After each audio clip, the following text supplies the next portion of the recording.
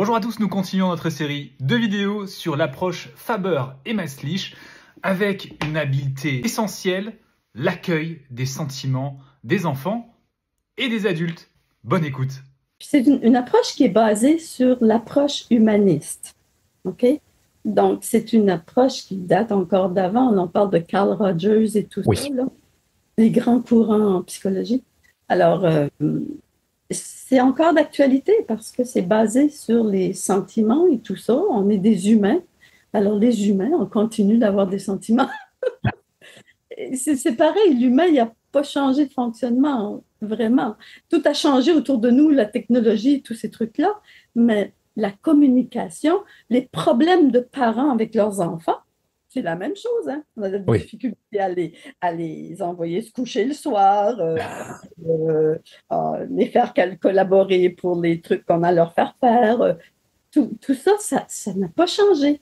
oui, Donc, l'approche qui est une approche à la communication, ça reste d'actualité, ça reste la même.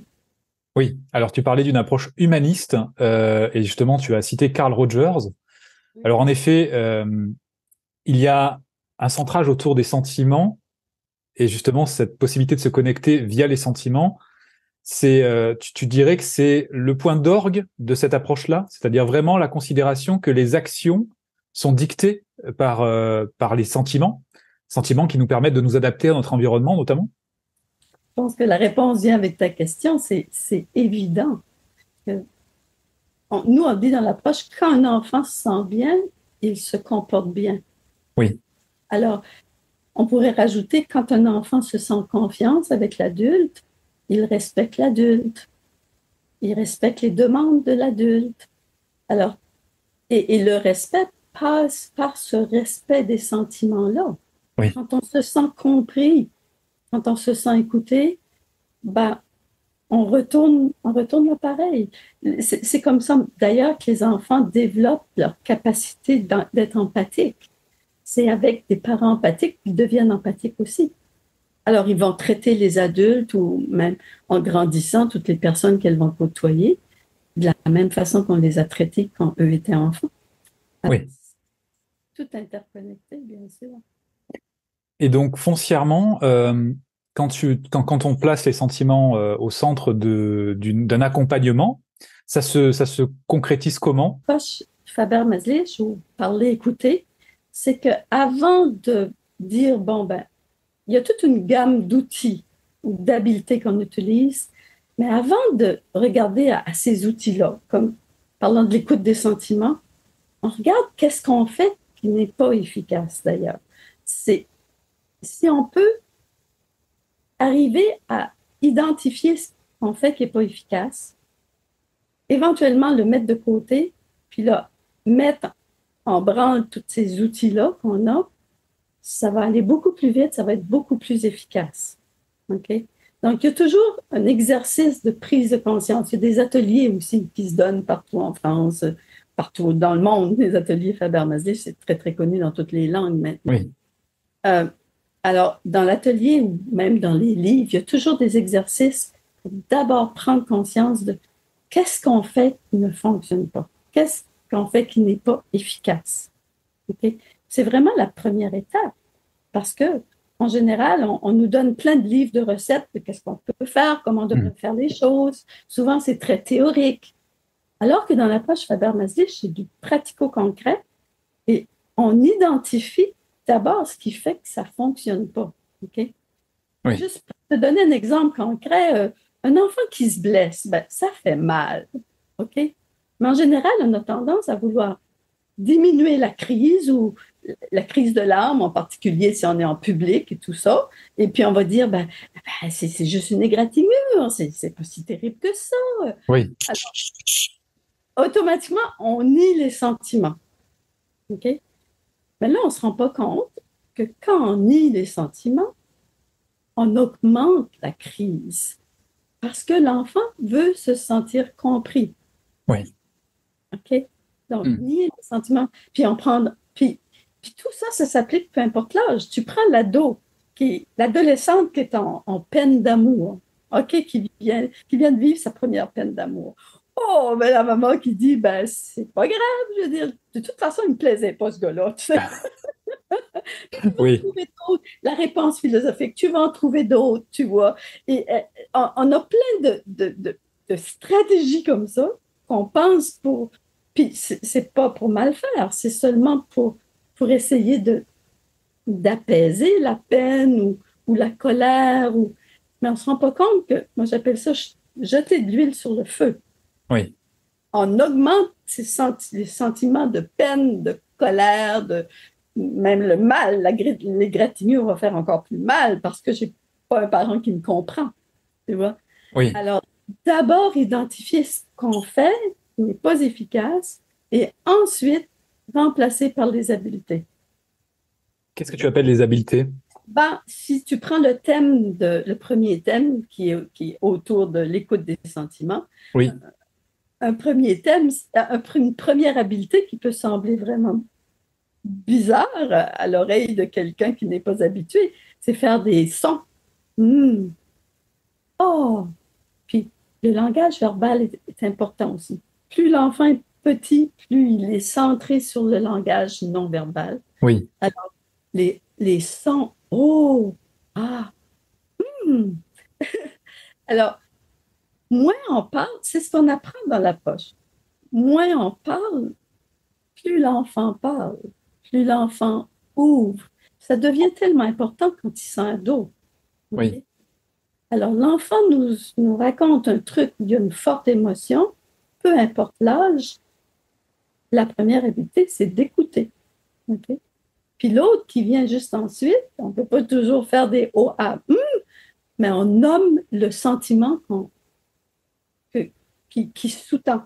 Okay? d'accord. Tu es très en colère parce que ton ami t'a frappé ou tu es vraiment triste parce que ton copain t'a largué ou tu es fâché parce que je t'ai pas donné le biscuit que tu voulais, le petit gâteau, comme vous dites en France. Oui, il faut faire attention, des Oui, fois, Québécois, on pense à du Canadien. on comprend, on comprend, pas d'inquiétude. Alors, tu vois, c'est d'abord identifier qu'est-ce qu'on fait qui n'est pas efficace, puis par quoi on remplace. Oui, OK? Donc, je t'ai mentionné les sons, nommer les sentiments, ça, c'est un art. Ça se développe avec la pratique. On n'a oui, pas ça du jour au lendemain. Et puis, des fois, et souvent, nos émotions à nous prennent le dessus. Alors, c'est nos émotions à nous qui ressortent. La colère parce que l'enfant n'a pas fait ce qu'on lui avait demandé de faire, des oui, trucs comme ça. Et puis, on oublie d'écouter. On oublie d'écouter. Et souvent, si on prenait ce temps d'écoute, on se rendrait compte, on saurait pourquoi l'enfant n'a pas fait le truc, par exemple, qu'on lui a oui. demandé de faire. Et on serait moins dans le blâme, les accusations et tous ces trucs-là qui vraiment mettent, rendent les relations plus difficiles entre les adultes et Oui. les enfants. Parce que ce système de sentiment, qui est une acceptation du sentiment de l'enfant tel qu'il est, sans jugement, il doit être couplé aussi à l'acceptation du sentiment du parent.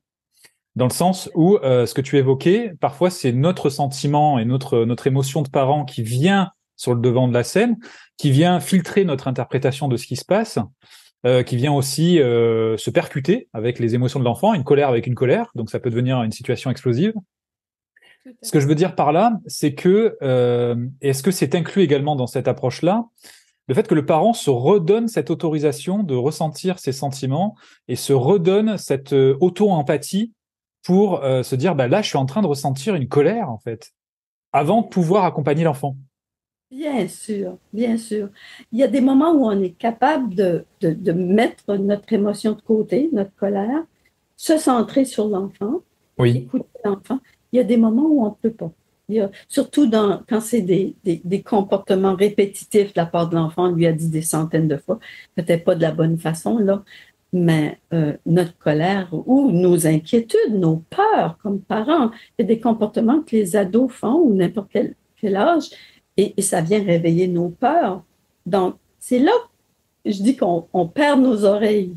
C'est là qu'on notre écoute devient brouillé et nos émotions prennent le dessus. Et puis là, ben, on n'est plus capable de se mettre dans l'écoute. Oui. Alors, c'est vrai qu'il faut les respecter. La Mhm. première chose, c'est d'abord se les admettre à soi-même. Et puis, des fois, juste le fait de s'admettre que je suis très en colère peut faire que je peux prendre mon recul, puis dire à l'enfant, ben, on en parlera un peu plus tard, ou il y a des moments où on ne peut pas remettre à plus tard. Oui. Mais les moments où on ne peut pas remettre à plus tard, déjà de nommer notre émotion. Je suis très en colère. OK? Mais l'idée, c'est de ne pas continuer sur ma colère à moi, ma colère à moi, ma colère à moi, puis insulter et faire toutes Mhm. les trucs qu'on fait habituellement, tu vois.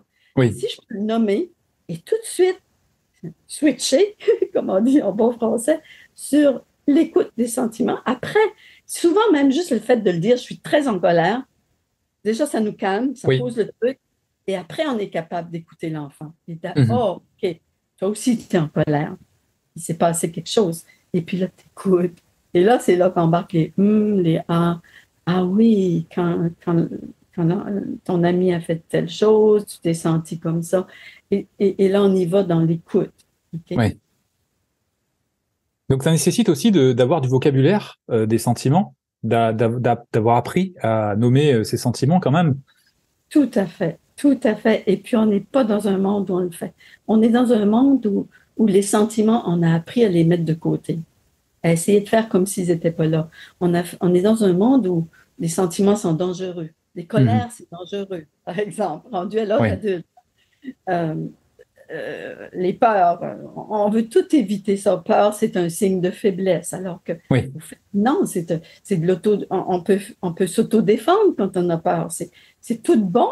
Ce qu'on dit qui est des sentiments ou des émotions négatives, c'est pas négatif. Oui. Il y a une utilité à ça, il y a un usage à ça. Oui. Alors, des, de tout être capable de les reconnaître chez soi, d'être capable de les identifier, c'est un gros pas vers être capable de le faire avec des enfants ou avec d'autres adultes. Et c'est comme ça que notre empathie se développe. Notre empathie par rapport à nous-mêmes d'abord, puis ensuite envers les autres. Oui. Bon, bah, très bien. Alors, je trouve que c'est une bonne conclusion par rapport à cette première étape autour des sentiments. Se donner le droit en tant qu'adulte de ressentir des sentiments et d'exprimer des sentiments, apprendre à le faire, s'entraîner à le faire, et ensuite ouvrir la porte effectivement à cette écoute empathique de l'enfant, avec pareil une verbalisation, une validation des sentiments de l'enfant, afin qu'il se sente lui aussi compris, soulagé, et qu'il y ait une relation de confiance finalement avec l'adulte avec lequel il va coopérer. Et ça tombe bien, parce que c'est c'est la prochaine étape. Comment susciter la coopération avec les enfants?